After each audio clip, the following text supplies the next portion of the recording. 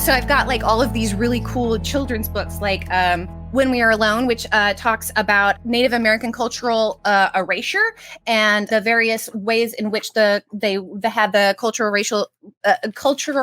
erasure inflicted on them became the very pieces of their culture that they found most precious. And the When We Were Alone is in reference to how they could only really celebrate those pieces of their culture, like when they were alone and in secret. And so like it's phrased like in all sorts of things, like why grandmother never cuts her hair. And it's because like when they were like forced to go into these school systems, they all like had to cut their hair. And why do you wear the really flamboyant colors? And it's because when they were forced to go to these schools, they all had to wear like these drab uniforms and like all of this. It's great stuff. The Man Who Built a Library, which is exactly what it's about. So there's this dude, and he like found that like in libraries, there were no stories about how Black people had ever done anything cool. And he's like, that's not right. Surely Black people have done cool stuff. And so he like made it his mission in life to find all of these books about really cool stuff that Black people had done. And he turned it into a library. And then he like ended up donating the library to the public good. And it's amazing.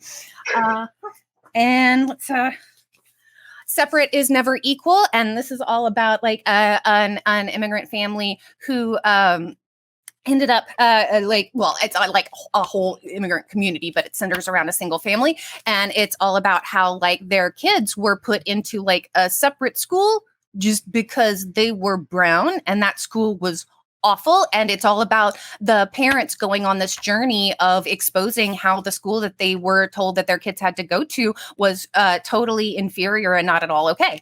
And I love how these books make these really difficult topics approachable, because one of the ways that like a lot of cultures have been erased by colonialism is by making the cultural history so painful that it's hard to share, it's hard to communicate. Mm-hmm. And so I have so much love and respect for these authors that like do the hard work of making these difficult stories like approachable. Like this one's so much fun. Powwow Summer. This one is actually about the modern incarnation of Native American celebrations. And it just tells like basically 1 year in this Native American family's life of preparing for a powwow and like all of the cool stuff that they do to prepare for that. It's got all of these like amazing, like cool pictures and stuff. This is actually a collection of reorders that I did because I got all of these books, and then my favorites I like sent out to all of my friends that have kids.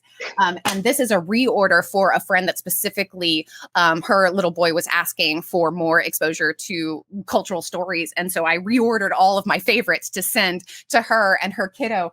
I have weird creative impulses, and I've kind of decided to do an intro on each of my favorite ones on TikTok for no apparent reason. I just want to do that. So that's on my agenda of things to do. And then I will package them all up and send them.